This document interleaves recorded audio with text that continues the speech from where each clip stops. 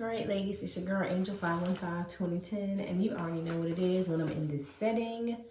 All right, ladies, it's your girl Angel 515-2010, and you already know what it is when I'm in this setting. When I have these jailhouse braids going on, I'm about to do some crochet braids. Today we're going to be doing a Lulutress water wave and an 18-inch in the color number 1B because the girl dyed her hair black. The ginger was getting a little bit too much to keep up with. So let's start with braid pattern. You know I got my normal 12 braids in the front, 6 braids going straight back in the back, and I just connected them up into one another. I started to install the hair and I decided I was going to do a video on it because I couldn't find anything when I was searching it on YouTube. I think I found one video on this Lulutress hair, maybe 2, but nothing really in depth.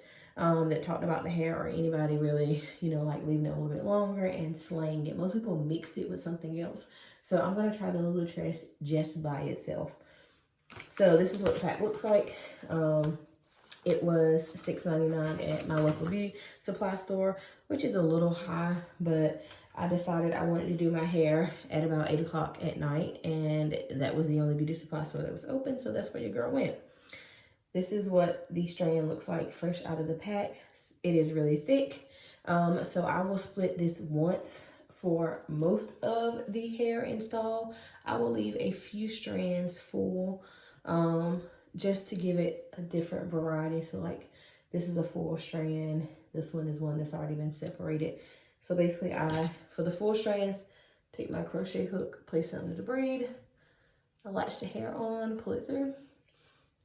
I'll pull through twice. So I take the loop, pull through, twist, pull through again, and then I will push the knot close to my scalp, and then I actually do a knot. I will do it a little bit more in depth when I get in the front, but I wanted to show you how I started the install. I don't even have half of a pack in yet. So this is me separating the hair. When you start to separate it, sometimes it will get frizzy. If you don't do it quick, you'll end up with a little knot on the end. Just snip it. It hasn't happened with a lot of the pieces. Most of them separated fairly easy with no tangles.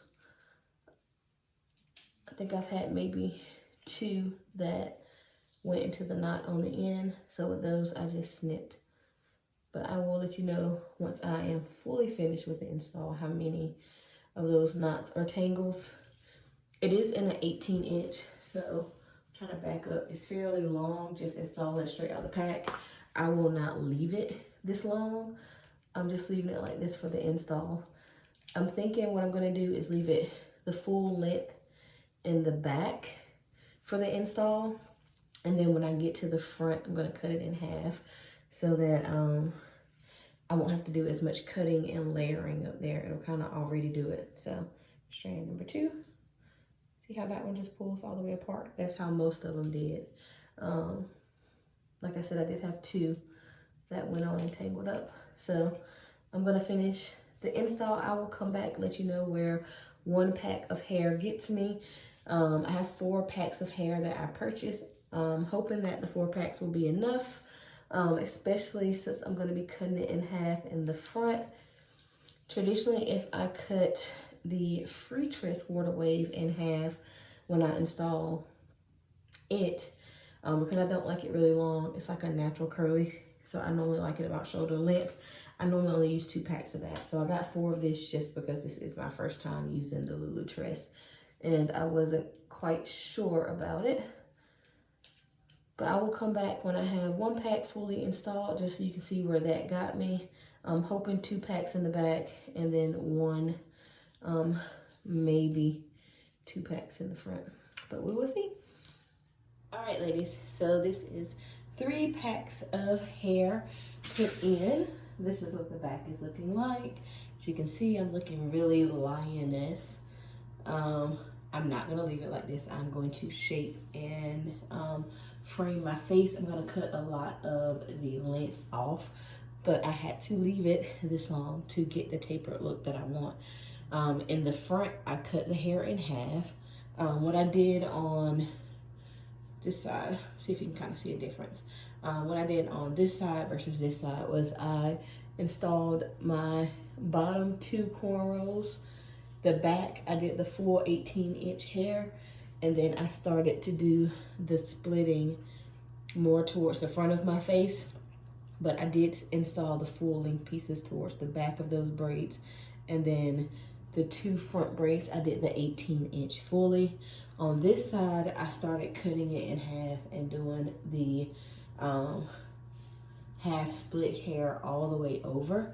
I think I like this side a lot better. So what I'm probably gonna do is go in and take a few of these short strands out on this bottom row and add in some full length 18 ones.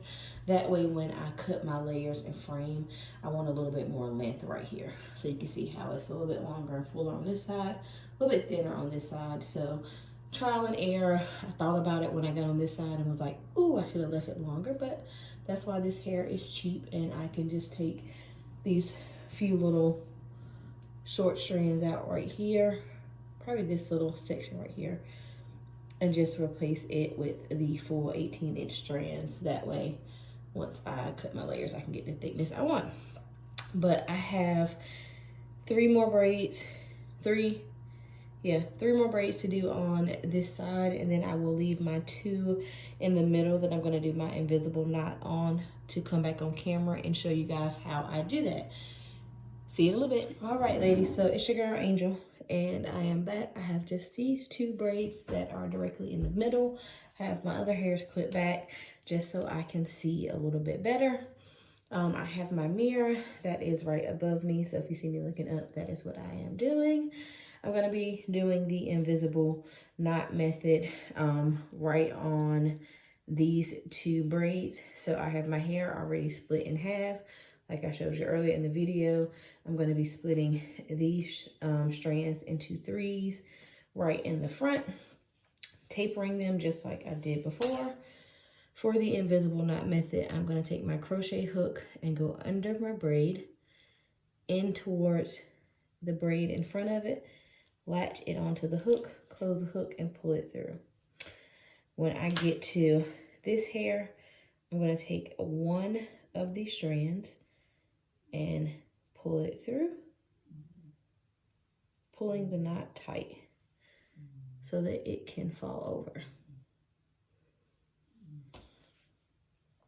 So once again, tapering the ends, taking my hook, going under the braid, latching the hair on, coming through. I create my loop. I'm going to grab one strand of the 2 strands, and I'm going to pull that through, twisting and looping it twice, and then I'm going to pull tight so that the other strand lays on top of it, so that I create this invisible knot method for this part here. One last thing before I finish this up, because I'm going to finish it off camera, I want to show you how I'm going to connect or bring this part in so that you can't see the part that runs directly down the middle of my head. I take a small strand. I'm going to go under both of these cornrows, loop the hair through, and then I'm going to knot this about 2 or 3 times. And then I will physically place a knot. And I will knot this about twice because I want it really secure. And then that braid will lay flat. As you saw, it brought these 2 parts together so that it's not a real wide gap like these. Because once I have the invisible part method done, you won't be able to see these parts, but you'll be able to see this one clearly. So I'm going to finish up my whole head, and then I will be back for the cut, style, and frame. Talk to you ladies later.